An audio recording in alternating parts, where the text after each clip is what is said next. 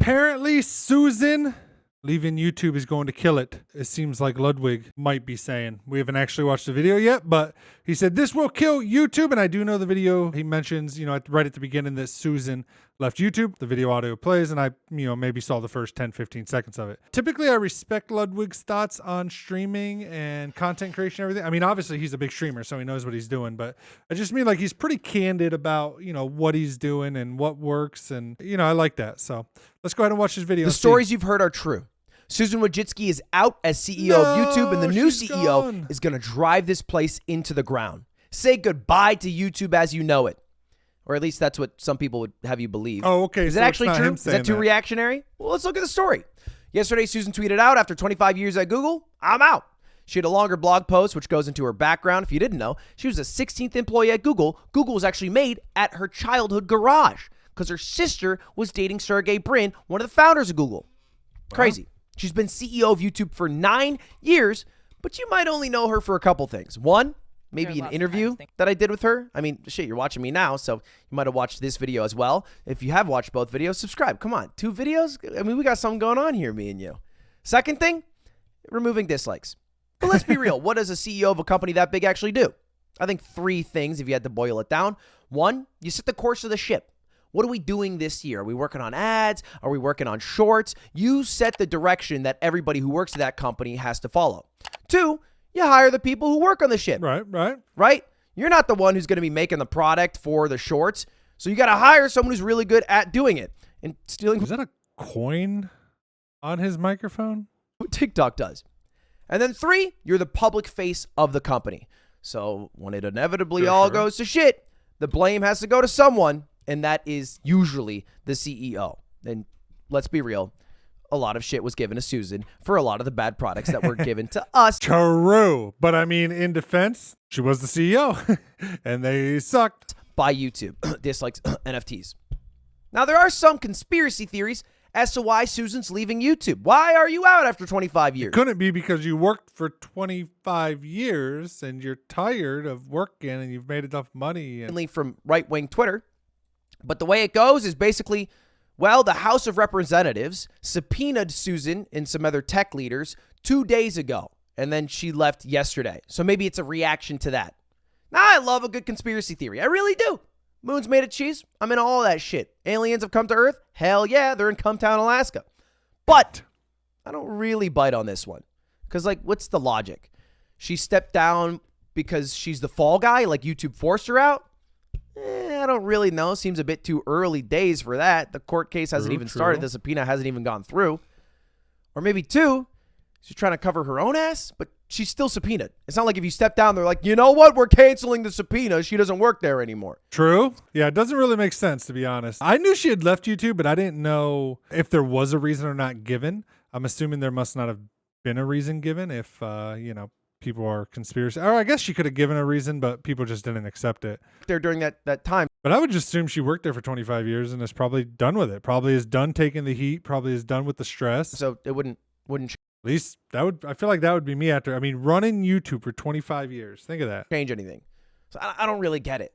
But there is a much better video about the entire court case by Legal Eagle. If you want to check it out, don't really need to get into it in this video because it's honestly a bit of a side point, but super worth watching because it is very interesting and will impact the internet. Actually, this title's not that much of a clickbait. What's my theory for why Susan steps down? Okay. Well, you might be able to read that tab right there.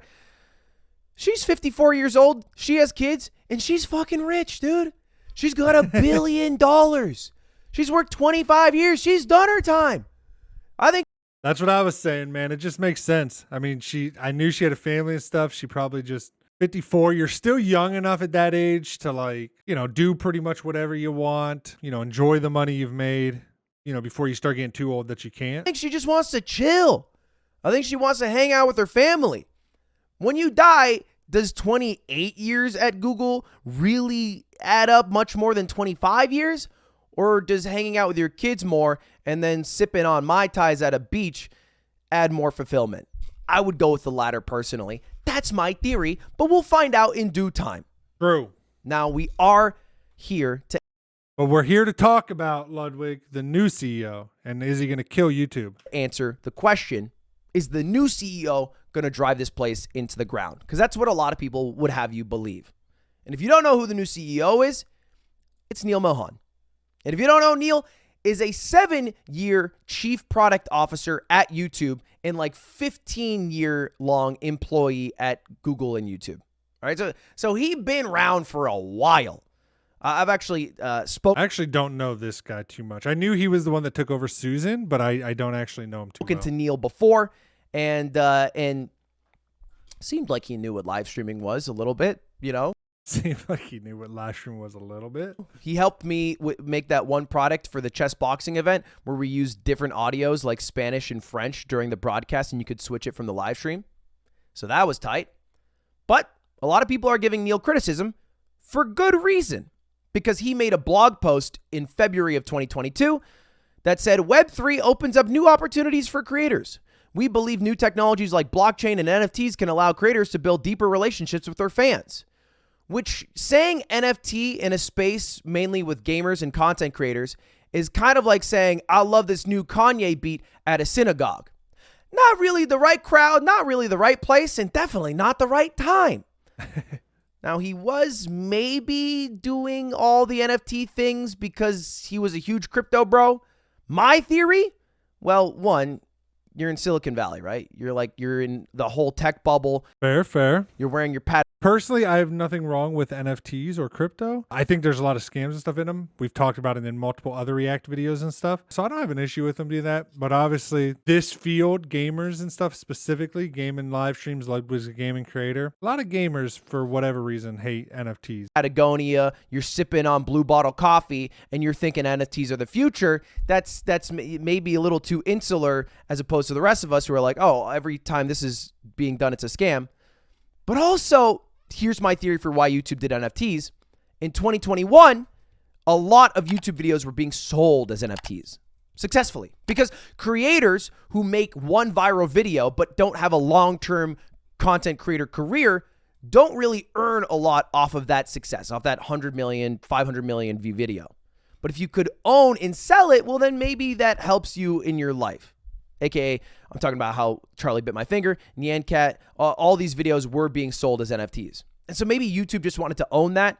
I think if you look at most of the makes sense products YouTube would definitely want their cut or share of YouTube that. has made over the past 5-10 years, they're usually either stealing from another company like stories or shorts or live streams, or it's like defensive products because somebody else, a third party, is making money off of YouTube. And YouTube is like, well, wait, hey, if you're doing that, why don't we just own it and make money and have it be embedded? That's like, I feel like generally the main. Makes sense. I mean, if I was YouTube, I'd probably do the same thing, but they gotta dip their fingers in everything. Core strategy to stay the top dog. So that's my theory why NFTs were added. I'm hoping that he doesn't keep going down the NFT train, but maybe he will. The facts are, it's early days, bro. We are talking about day dot in the tenure, in the reign of Neil as CEO of YouTube. He was chief product officer for 7 years. And look, I get it. He does deserve criticism for this shit idea. And if he keeps going down it, that would suck. But you aren't only your worst idea. I think he also did some other things that people would recognize and be like, oh, okay, that's not so bad. And I think he wanted to let people know that because a few months after that blog post, which got a lot of shit, he posted another blog post that was like, here's 7 things I did that were actually kind of good, guys. Come on. And this is Neil looking cool, crossing his arms. Fan funding. Okay, this is adding super chats and memberships. Biting Twitch's shit, but I respect it. Next thing, shorts. Okay, that's been a huge innovation. Kind of biting TikTok's shit, but I respect it. Third is Premiere. But I respect it. Here's, Fourth is YouTube TV. Probably the single best innovation that YouTube's had. All right, maybe a hot take.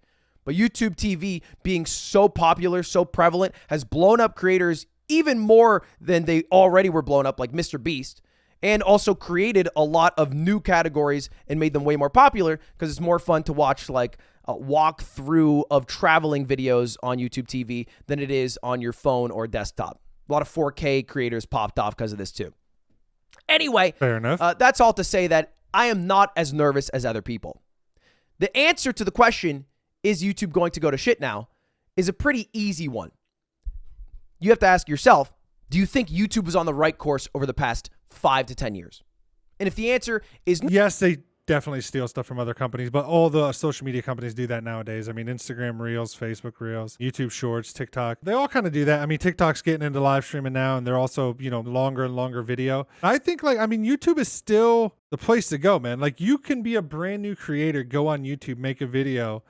And I know there's people that'll argue like, oh, the algorithm hates me. No, if you make a good video, the video will pop off. And I don't mean good as in you deem it as good. I mean good as in it's what people want. I still think that's possible with brand new videos. I mean, I've had shorts pop off and get millions.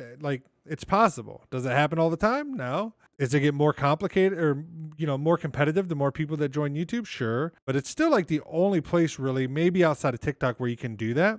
But also the fact that the search algorithm of it is so good to find stuff. It just beats any other platform, I think. And I mean, I don't know. I think they're heading in the right direction. No. Well, then this is going to be more of the same. It's going to be more no. If you think everything that they've done is shit over the past 5-10 years and YouTube was better off 10 years ago without Susan, without Neil, well, then they're going to keep doing that. I think Neil is more of the same. He worked very closely with Susan, was right under Susan. If you think they're doing good over the past 5, 10 years, well, I think they're going to keep doing good. So it's not up to me to answer the question, is it going to go to shit? It's up to you to answer whether you think they were on the right track, because I think they're going to stay on the same. Again, I think they were on the right track. Same track. I don't think there's going to be a huge change to what was happening. But I'm also going to find out. So let me know. If you could ask a question to Neil, CEO of YouTube, what would you ask? Because weirdly enough, I had the chance to interview the CEO of YouTube once, and I somehow got it again. Because I just tweeted out at Neil. I said, hey, want to chat sometime? And I'm not even shitting you. It was the first thing he tweeted after being announced as CEO. He said, let's do it. So I'll talk to Neil. I got to ask him about NFTs to see if he likes it.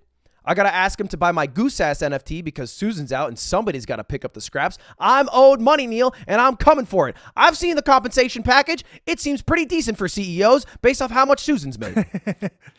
785 million to be exact, or 786, whatever it was. Also, man, I know Ludwig's an NFT hater, and I think he's an NFT hater because of all the scams and stuff in it. I agree with him on that. There's so many scams. Again, I've talked about it before. I've said it in multiple videos. I'll say it again in this video. I don't think the bad actors and the bad, whatever negates the positives of the technology. I just think it needs to be figured out and regulated better and all the stuff. I don't know. And then 3, what's up with that whole dislikes thing?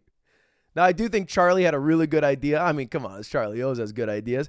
It would be a knockout home run win for Neil if he instantly added dislikes back after coming on board, but I doubt he'll do it. Only because internally it'd be very confusing to be so gung-ho and stand your ground on a product and then switch up, especially considering he's the chief product officer when dislikes were added, so he probably had a hand in that. But much like Susan did not veto NFTs, I don't think that Neil's going to come on and instantly start adding NFTs to every single video and all of them are fungible or non-fungible. I don't know how it works. Anyway, let me know what you think. Will do, Ludwig. I think you summed it up pretty good, man. I don't think there's any issues with Susan leaving. My first reaction was, oh, she spent 25 years there. She's ready to retire. She's got family. She wants to spend the money she's earned while she's still young enough to enjoy it. I think Susan's done a great job as a CEO, and I agree with him that I think YouTube will keep moving in the same general direction. It's not very easy for these huge corporations. When these corporations become this huge, it's not that easy for them to change course that quickly. There's just so many people, so many cooks in the kitchen, so to say, that it can take a while to kind of turn the ship. So I have no real worries. I still think YouTube is going on the right track. Actually, I still think they are the best platform for content creators, for creators that are on their own trying to do this thing. So yeah, I'm looking forward to seeing what Neil does in the space. So very cool. Let me know your thoughts down in the description below. Also, I'll drop a link to Ludwig's original video. You can go over, like it if you don't follow Ludwig and you're a streamer or a gamer. Highly recommend him. He's a very smart, intelligent dude. And yeah, I'll see you guys on the next one. Till then, peace out, everybody. I just did a thumbs up because he's doing thumbs up. That's not mine. Peace out, everybody. Later, nerds.